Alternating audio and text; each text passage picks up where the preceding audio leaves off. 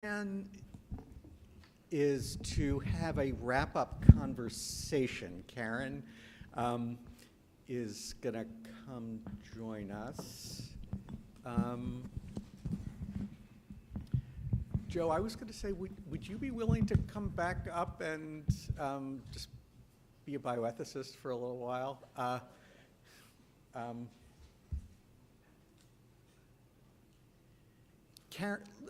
Karen agreed to kick off the conversation. We're basically just, this is a conversation. So, Karen, over to you. Joe, you want to come on up and?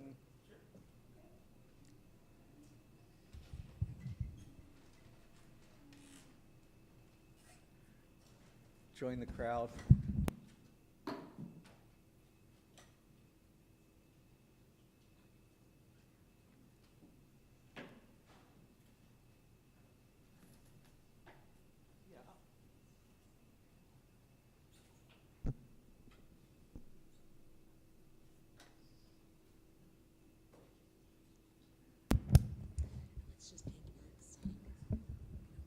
We don't want anybody getting confused, thinking that I'm Erik Parens. Thank you for bearing with us. Thank you for being flexible. Sure.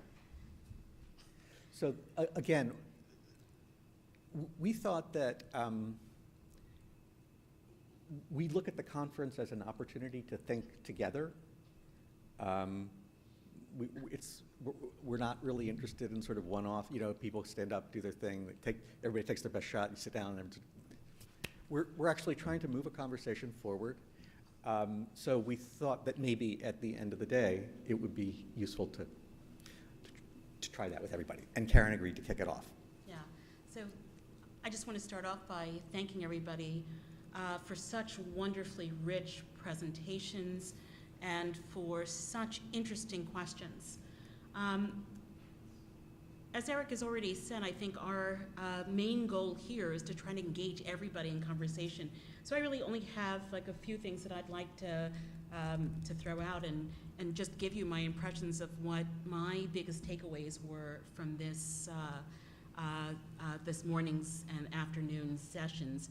And I think for me, I really started with the questions or the kind of binocular view that Erik presented in the beginning, looking at object and subject, and really feeling like that is an area of real work, is how to put together a project that includes the possibility of looking at people as both object and subject. Paulo Freire wrote very early on, that it's not, you cannot now be object in order later to be subject, right? So figuring out that sort of piece of subjectivity and what it means is, I think, enormously important. And for me, the way to express that, I think, most importantly, is for us to figure out how to do the work outside of academics, right? Outside of the halls of the universities, and to bring the conversation, right, to ordinary people, so that they can be in this project with us together, right? So that I just sort of think that there is a need for work, for money, right, to be put into efforts that help people understand what the questions are. Not help tell people what the answers are, but to just have people understand what the questions are.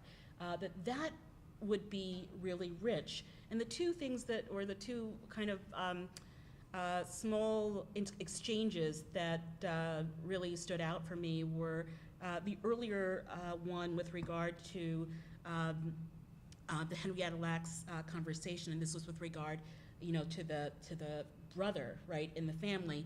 And there, my caution is that I think it's a mistake to not see them as having chosen, right, to participate with all of the, in some sense they may have really understood, right, at least some of what they were walking into and what the limitations would be and how much power differential there might be and rewards at the end, and still chose to do it, right? Still kind of had a desire to have that out there.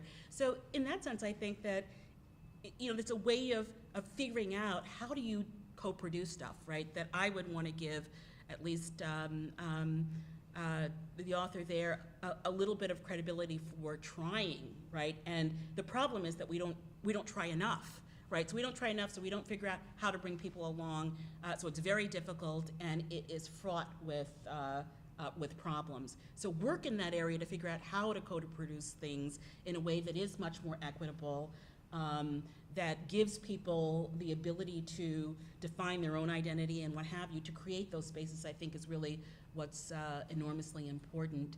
And the other exchange was really in the talk that Catherine Clune Taylor gave. And the image there that really stood out with me was really the need to, the fact that the future's already changing, that that as we are creating knowledge, we're already changing the public, patients and what have you, and that some of the work is to sort of figure out how to lessen the temporal gap, right? How to engage people in a way that makes it not that we're here and they're there temporally and spatially, and that's sort of where I think the work is done. And so even just articulating the questions for the public and finding public venues to do that, I think is enormously important. I was really struck today that despite hearing from people whose training and research spans the humanities and social sciences, there's a very strong focus on the importance of stories and the impact that stories can have. And one of the threads that I heard was that the stories we tell that tie ways of being a body to worth, to value, these are among the most important ones that we tell and the ones with the biggest impact. And I don't mean just individual bodies, but also groups of bodies. They're some of the most controlling stories we tell, and they're also in many ways, some of them, terribly damaging and misguided. There are only two sexes, there are only two genders, being disabled is bad, being white is good, the healthy body is the best body, market economies are the best economies. And to hear Foucault in the back of our minds, the way these stories control and the way they govern us in various ways is not just constricting or damaging, but it's also really productive.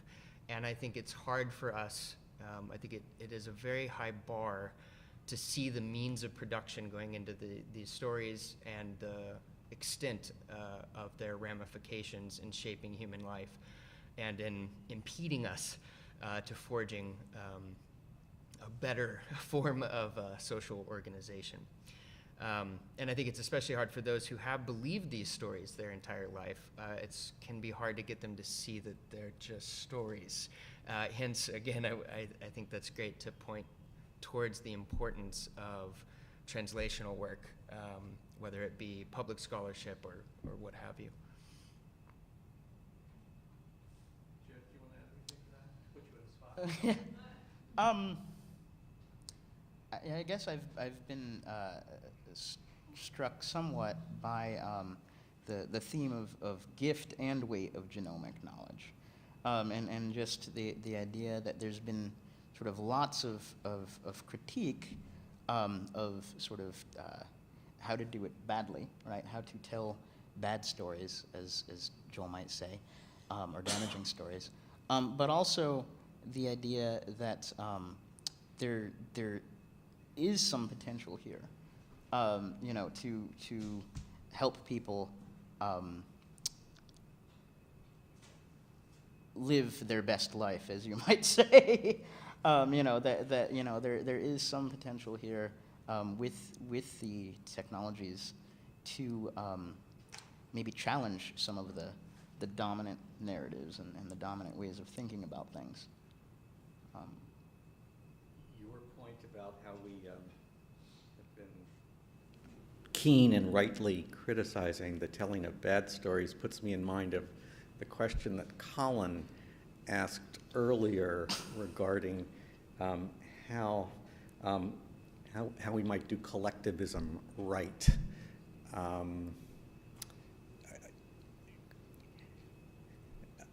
And this is sort of, I would also, maybe I would, if I'm not going to put Colin on the spot, I could put Sandra on the spot. I mean, one of the things that we all agree, we're all I think, my sense is that many people in this room are highly critical of neoliberalism. Many of us are highly critical of the rhetoric that all of us, the collectivist shared community responsibility rhetoric that all of us seems to be employing. And the question I thought Colin was pushing us towards is, okay, we get the critique, and how do we do this right? What would it look like if we did it right? So, Sandra, what's the answer?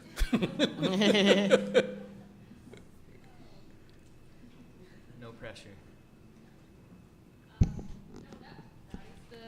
That is the question. So I think it begins with, with, you mentioned all of us, so for example, and this question around diversity and inclusion, those words have become really important. They seem ubiquitous now in terms of some of these precision medicine research initiatives. And I think that in terms of understanding what is the common good, just being able, and maybe this is an empirical question, just trying to understand where value is being generated and who it's going towards is a first step. Instead of only thinking about getting folks into the project, which I think has been the kind of the bulk of the work in terms of how diversity inclusion has been interpreted, but really trying to understand how the goods are being distributed. And I think that these are not, we can start to do that tracing, that kind of understanding of the structure of inequality and trying to address some of those issues. There are no easy answers, but I think that we have to start somewhere in kind of confronting some of the most challenging things around why we assume there is this common good and value, but we're not able to name it and actually see who is benefiting from them. I don't know. Jenny, you probably have something to say about this. I'll say something. I mean, I'll say a bunch about this tomorrow, but I think it is the question. My own perspective on this, having kind of looked at this field over the last 2 decades, is that we moved from kind of an early aughts real emphasis on community engagement with with the HapMap project. The U.S. government spent millions of dollars trying to sit down and talk to people about what they thought, and it wasn't, what they found was often very surprising, that the meaning and the good was not what they expected. But we've completely never, that's in the past. It's now considered, naive, like we're never going to do that again. We're never going to try to really sit down and talk to communities again because it was way too complicated, because we ran into all kinds of trouble. We'd rather move from public engagement to public relations. And I think that PR has really, and I think something to remember is that there's a big difference between the early aughts and where we're at now, 10 years later, and it's called the social media revolution. So how do you reach people now? Well, you form one big data platform, and you can do all your messaging of people along at the very same platform you use to store their data.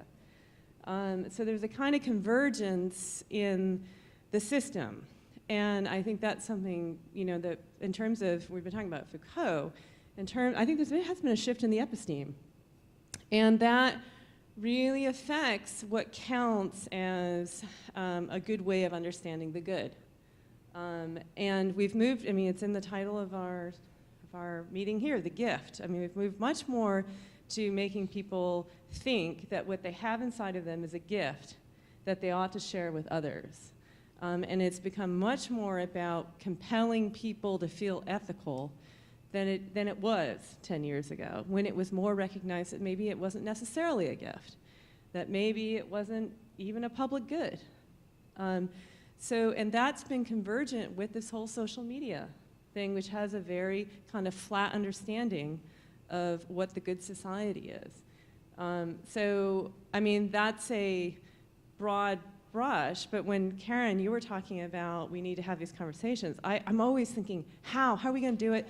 And let's say in Brooklyn, how are we going to do it? How does the Brooklyn Law School think about having a discussion with the community about what we're talking about in this room. Like, how do you actually have that conversation?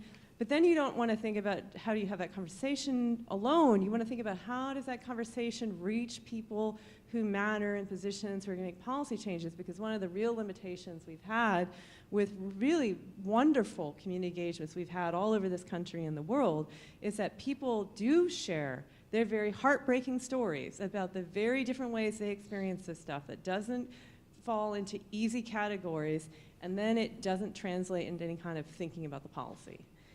So, you know, those are just some opening ideas about that.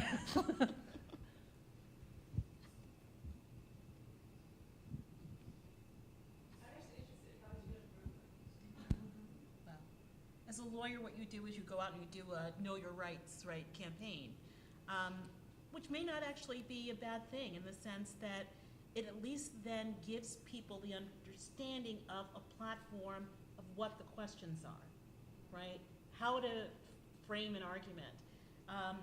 And those are community-based things, right? That's sort of, you know, public interest lawyers going out and doing community organizing or having a session at a library that basically, you know, helps people understand what their rights are. People need to be helped to understand what precision medicine is and kind of what the questions are that, you know, that they should have on their radar screen, right? It's kind of like you don't notice something until it's been pointed out to you, and then you suddenly see it, and it's everywhere, right? You know, suddenly you're walking around this concept, you never heard it before, it's there people need to know that there's something there. Can I just briefly respond to that? I feel like I'm always doing a public service announcement for my friends and family who say to me, Jenny, you know, what do I got 23andMe for Christmas. You know, like, what should I be thinking? And people do not think about the most basic of things. You know, they're not, if they had read the terms of service and the privacy thing of 23andMe, they would have thought about it, but we're so trained to just click the button that no one ever reads that. So they don't know basic things like, you know, while we have GINA, we don't have long-term care, we don't have disability, we don't have, what's the other one that we don't have? Anyway, there's insurance issues that, you know, you may not want to have your 18-year-old kid to do this because it could be a burden, very well a burden. You gave them a gift, but it very well may be a burden. But people don't know those basic things. Yeah. So it's like the very, very minimal. Like, it took me 2 minutes to say this, and everyone's always like, oh my God, really? I didn't know that. So, I mean, I do think that one thing we could do is just, you know, I mean, I know that it's not buried, and 23andMe tries to make it very prominent. The problem is the culture in which it is embedded, the information is embedded, means that people aren't getting it because they're just clicking yes. So anyway. I believe there was a question or comment. So on this question of kind of how you do the collective responsibility right, so I've been increasingly asked to give advice to government agencies in New Zealand around data ethics and how you do that properly. And so often it's the point you made, right? The intention is to build consensus. It's not actually to go out and ask people what they think and then respond to that.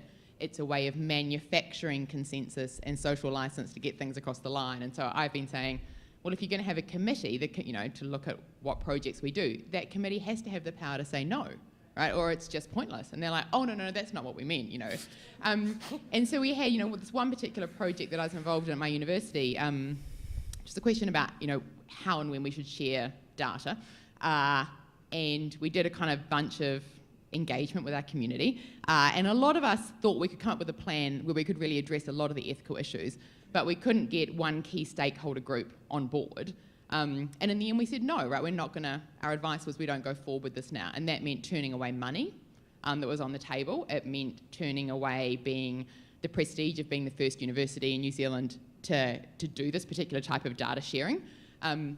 And the kind of catchphrase that we came up with was that we have to move at the pace of trust. And that's what real community engagement means, is sometimes saying no. If you haven't yet got everybody on board, then we come back to the issue again next year. So. Can you tell us anything regarding the specifics, what you said no thanks to? Yep. Okay. So we had the legal way the contract would have been set up is kind of complex, but basically there was a really valuable national data set in New Zealand that only local researchers could have access to. And there was this proposal on the table that we be one of the first kind of trial universities to share that data with overseas partners. And the overseas partners were very interested in getting access to the data and had, there was money on the table. But we couldn't get one of our key local stakeholders on board in terms of feeling comfortable with sharing that data with international partners. And so our dean at that point on our advice, agreed that we wouldn't go forward with it at this stage. But that's kind of an example I give to people, that if you genuinely want to engage with communities and they're not comfortable, you have to be able to say no sometimes, even in the face of these kind of commercial, scientific drivers to move forward. Yeah. No. No. Okay. Yeah. I mean, I too was speculating about it which data. It was health data. Some of it was health data, but it wasn't genetic data sets as such. Yeah. Eva? And anyone else, please, I hope nobody's being shy. When one talk about how to do collectivity right, I think we have to be very careful about what we think the common good is. And Melinda's talk there about the idea that children who parents who decide to have or not to abort a disabled child would then have to pay for their education. I think, I can see that being justified by a notion of the common good. It's not the common good that I want to see just used. Yes. So I think we have to be a little circumspect as we move away from individualism, which I certainly want to move away from, and we move toward the common good. How do we understand that common good? One of the things that a bunch of us at the Hastings Center have been talking about is this question regarding what the hell solidarity means, and if it means anything more than justice. And in the course of that conversation, one of the things that has struck some of us is that when we put forward the idea of solidarity, of course, we mean standing with the person who decides to have the child with disability. But it is absolutely the case that that very language, as you're saying, can be used to say to individuals, you sacrifice for this greater good as I understand it. And I think there isn't a way around that problem. We surely have to be attentive to it. But I also think we do have to go forward trying to say something about something positive about what we take the common good to be. And it will have to entail a critique of exactly the argument that you were critiquing.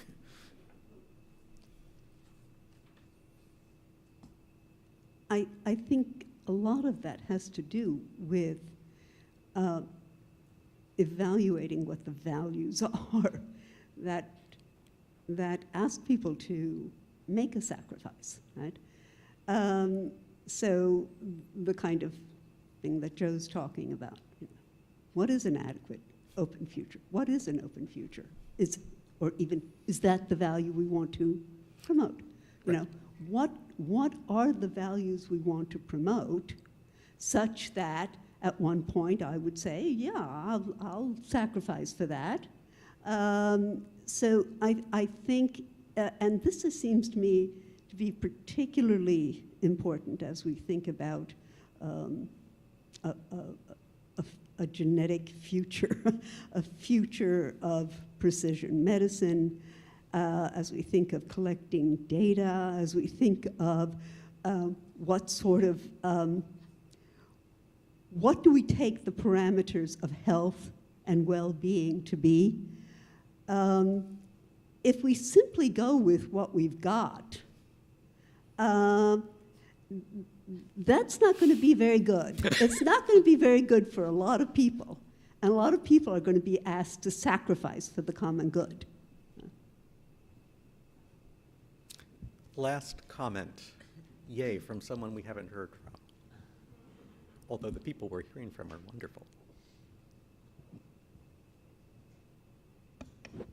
You may be sorry. Okay. My uncle Harold was a graduate of Brooklyn Law School maybe 100 years ago, and my most beloved Uncle Harold, and I know he would say this is a safe place. My colleague Simon and I wear a number of hats. Amongst one, we are advisors for PGED at Harvard Medical School at the Department of The program, genetic education. the Personal Genetics Education Project. And Karen, I'm so pleased you raised the issue, and others have expanded upon it, about basic community engagement.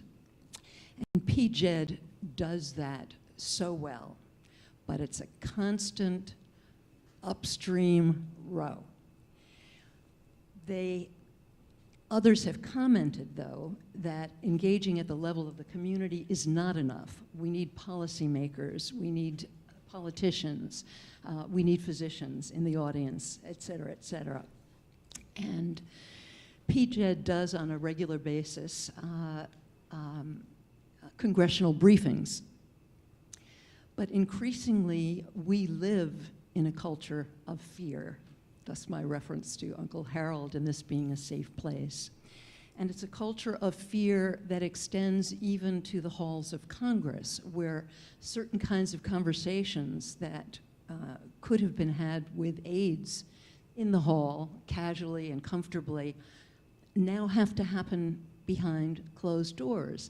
And even a program like Dr. Wu's at PGED has to be very cautious, as courageous as they are, because there is always implicitly the threat of punishment, of non-funding. I think that's in the air too, and it's something we really should be talking about, I think, as well. So this is less a comment and more a question, and something I hope perhaps tomorrow we can address. Thanks. Thank you very much. One last, Jessica?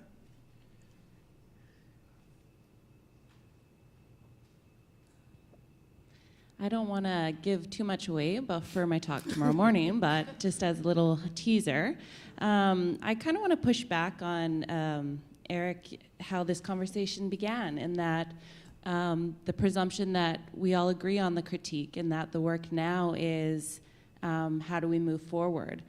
At the beginning of the conference, I believe it was Joel gave a public performance of the recognizing that this is Lenape and other indigenous peoples' territories, right? So we are falling under the sovereign political jurisdiction of those peoples as occupying outsiders, right? And how many of the presentations today worked that into their analytical frameworks? How does indigenous dispossession inform all of the work that we're talking about here?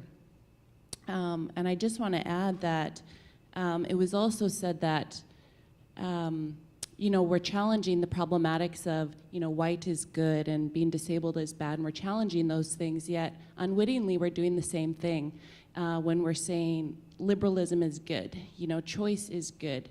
Sorry, I wrote a couple other examples down. That social justice is good, that civil rights are good, that democratization is good, right? And that being not liberal is bad.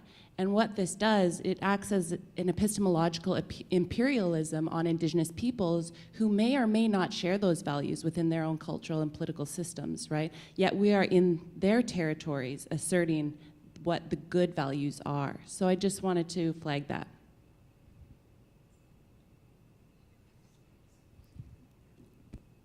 I'm so glad, Jessica, that tomorrow morning you'll get to say a lot more.